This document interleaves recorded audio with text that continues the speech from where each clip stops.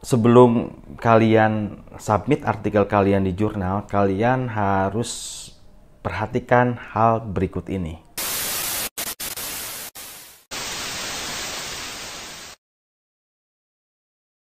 Assalamualaikum warahmatullahi wabarakatuh. Kembali lagi di channel Skripsi Bisa. Bagi yang belum subscribe, silahkan di subscribe terlebih dahulu agar kalian bisa mendapatkan video-video terupdate yang tentunya ini akan bermanfaat sekali bagi kalian, khususnya bagi mahasiswa. Nah, di video kali ini kita akan membahas terkait publikasi di jurnal. Sudah tidak asing lagi dan memang sudah jadi hal yang umum untuk kalangan akademisi seperti mahasiswa atau dosen untuk publikasi artikel di jurnal. Nah, terkadang ini pun jadi satu kewajiban mahasiswa untuk melakukan publikasi. Ada beberapa hal yang perlu diperhatikan oleh kalian sebelum kalian publish artikel kalian di jurnal. Yang pertama adalah perhatikan relevansi dan lingkup jurnal.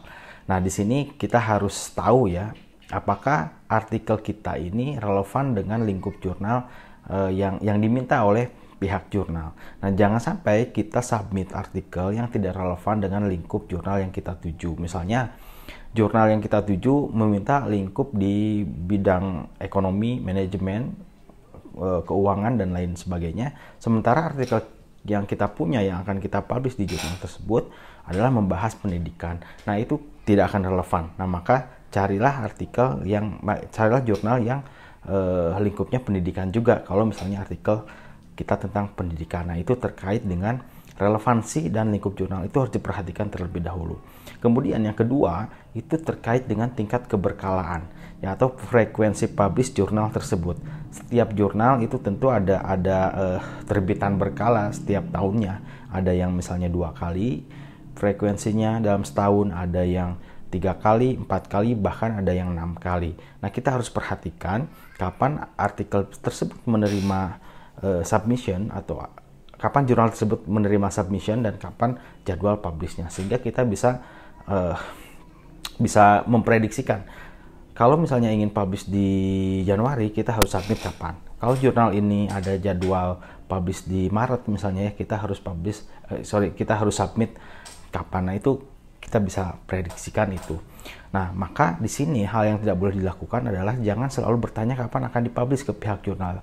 Kadang ini menjadi etika penulis ya kepada pihak jurnal terkait dengan jadwal publish. Itu sudah tertera kapan publishnya. Kalaupun misalnya kita submit, kita jangan berharap dulu untuk dipublish segera, karena saat submit artikel itu masuk ke pihak jurnal itu akan melalui beberapa tahapan ya, mulai dari pra review gitu, terus kita di review, melalui peer review, itu kan perlu waktu. Maka jangan tanya dan jangan minta untuk dipublish segera ya, itu etika penulis kepada pihak jurnal.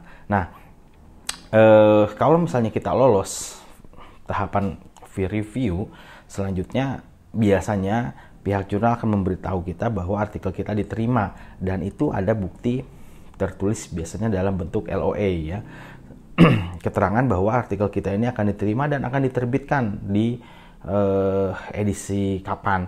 Nah, ketika memang sudah dapat LOA, kita sudah tahu artikel kita mau diterbitkan kapan.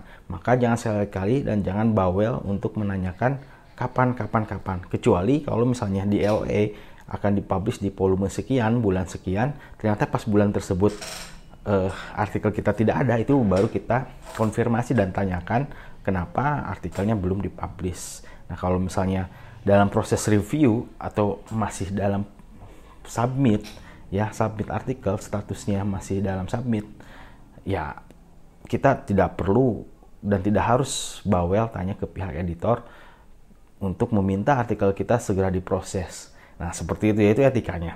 Ya, perlu dipercaya bahwa kalau jurnalnya itu memang kredibel, itu yang masuk akan diproses dan kita akan dapat notif-notif, entah itu notif review, penolakan, ataupun penerimaan. Jadi perhatikan frekuensi terbitan dan jangan bawel untuk nanya segera diterbitkan sesuai permintaan kita. Itu tidak boleh ya, karena sepenuhnya itu akan masuk ke proses pihak penerbit jurnal.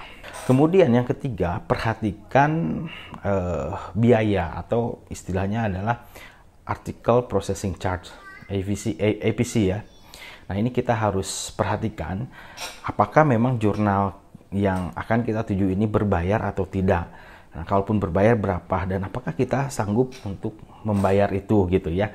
Nah, ini perlu kalian cermati dan lihat ya. Banyak jurnal yang gratisan menerima artikel kita dan banyak juga artikel jurnal yang memang menetapkan biaya APC ini ya. Nah, ini untuk apa sih biaya ini? Pertama, kalau misalnya jurnal itu berbayar, biasanya ini untuk layanan editorial, peer review, atau bahkan penyuntingan naskah itu dibebankan kepada pemilik artikel. Bahkan memang APC ini dipergunakan untuk nanti perpanjangan hosting atau pengarsipan dari pihak jurnal, sehingga timbullah biaya-biaya yang memang ditanggung bersama. Kan ketika memang artikel kita publish di satu jurnal, itu artikel kita selamanya, idealnya selamanya itu ada terus gitu ya. Dan biaya jurnal itu beda-beda, ada yang memang tinggi, rendah, sedang, itu bahkan gratis. Nah, itu silahkan saja teman-teman pilih mau masuk yang gratis atau yang mana ya. Tinggal kita pinter-pinter untuk cari jurnal yang gratis gitu ya. Cari kalau misalnya kita ada biaya ya, kita juga tujulah jurnal yang memang berbayar gitu ya. Nah, ini udah biasa ya, ada yang free, ada yang berbayar, dan kalaupun berbayar itu pasti pihak jurnal digunakan untuk layanan-layanan tertentu yang memang untuk meningkatkan kredibilitas atau untuk meningkatkan layanan si jurnal tersebut kepada para penulisnya ataupun para pembacanya. Jadi ini hal yang biasa ya untuk APC ini, gak perlu diperdebatkan. Bahkan saran saya jangan sekali-kali teman-teman nego ya. Misalnya ke pihak editor mencoba untuk nego pembayaran APC ini, atau bahkan membandingkan dengan jurnal lain yang misalnya lebih murah. Ya jangan gitu juga. Kalau misalnya dirasa jurnal ini lebih mahal dibanding jurnal lain, ya cari aja jurnal lain atau tuju aja jurnal itu. Atau kalaupun misalnya di yang lain ada yang gratis, ya udah ambil aja yang gratis gitu kan. Jangan sampai nego ke pihak jurnal, karena masing-masing jurnal itu sudah mempunyai kebijakan sendiri-sendiri terkait ini ya, dan itu wajar sekali seperti itu. Tinggal kita perhatikan apakah memang terlampau tinggi atau tidak ya. Biasanya rate ada rate tertentu ya, tergantung dari jurnal tersebut terindeks apa gitu ya. Nah, teman-teman harus tahu sendiri, misalnya kalau mau publish di jurnal Sinta 4 itu rate-nya berapa gitu ya. Nah, itu silahkan teman-teman cek aja sendiri di Sinta, kemudian cek APC-nya berapa teman-teman simpulkan rate untuk jurnal Sinta itu berapa. Nah, kalau misalnya di atas rata-rata terlampau tinggi, artinya kan lebih baik kita cari rate yang memang umum di jenis jurnal tersebut, seperti itu ya. Bahkan kalau ada yang gratis ya kita boleh tuju untuk jurnal tersebut. Namun perhatikan kalaupun gratis kapan publishnya dan prosesnya bagaimana. Nah, itu harus kita perhatikan juga. Oke, itu terkait dengan pembiayaan, itu harus perhatikan. Selanjutnya sebelum kita submit ini, teman-teman harus perhatikan template ya, template jurnal. Ini jangan sampai teman-teman submit artikel tidak sesuai template, itu otomatis akan ditolak. Maka teman-teman harus sesuaikan dengan template dan petunjuk-petunjuk yang ada di dalamnya. Itu jelas kok, dari mulai penulisan judul sampai daftar pustaka itu akan dijelaskan di template tersebut. Dan kita wajib mengikuti template itu, dan template yang disediakan jurnal itu bisa kita download, kita sesuaikan, lalu setelah sesuai kita submit gitu ya. Jangan sampai artikel kita itu tidak sesuai template kita submit, itu pasti tertolak juga ya. Kalaupun misalnya artikelnya menarik bagi si jurnal, kita akan dapat notif untuk disesuaikan dengan template. Nah, seperti itu. Dan saat kita submit naskah dalam format Word atau dokumen. Nah, ini kebanyakan teman-teman masuk dalam format PDF itu biasanya tidak disarankan ya dalam bentuk PDF, dan itu sudah ada di tulisan saat kita submit bahwa format yang harus disubmit adalah berupa Word. Nah, seperti itu, yaitu perhatikan template dan format. Kemudian selanjutnya adalah kalaupun misalnya kita lolos dalam tahapan awal lalu direvisi, ada revisi. Nah, jangan sekali-kali menunda revisi ya.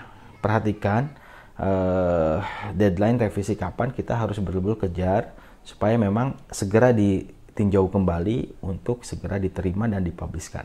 Jadi teman-teman harus segera merevisi kalau misalnya ada revisi dari reviewer seperti itu. Nah, selanjutnya perhatikan juga apa? Indeksisasi. Ini jurnal terindeks apa? Kalaupun nasional, apakah terindeks Sinta, Garuda, atau hanya Google Scholar? Nah, itu sesuaikan dengan kebutuhan kita. Kalau kebutuhan kita cukup untuk jurnal nasional ber-ISSN, tidak perlu terindeks Sinta, ya gak masalah, kita cari yang jurnal-jurnal nasional yang biasa. Kalau keperluan kita itu untuk menuju Sinta 4, ya cari jurnal-jurnal yang ada di Sinta 4 gitu ya. Nah, itu perhatikan indeksisasi itu. Kalau misalnya kita perlu jurnal internasional dan terindeks Scopus, itu pun perhatikan ya. Kita bisa dicek di Simago apakah jurnal itu terindeks Scopus atau tidak. Nah, kita harus perhatikan jurnal tersebut terindeks apa gitu ya. Dan biasanya kalau misalnya terindeks itu biasanya ada jangka waktunya, tercover berapa lama gitu ya. Nah, ini harus tahu juga. Saya sudah pernah buat ya video cara cari jurnal yang terindeks Sinta gitu ya. Nanti bisa dicek kembali. Nah, itu hal-hal yang perlu teman-teman perhatikan sebelum teman-teman ini submit artikel ke jurnal. Nah, mudah-mudahan ini bermanfaat. Terima kasih sudah menyimak video ini. Assalamualaikum warahmatullahi wabarakatuh.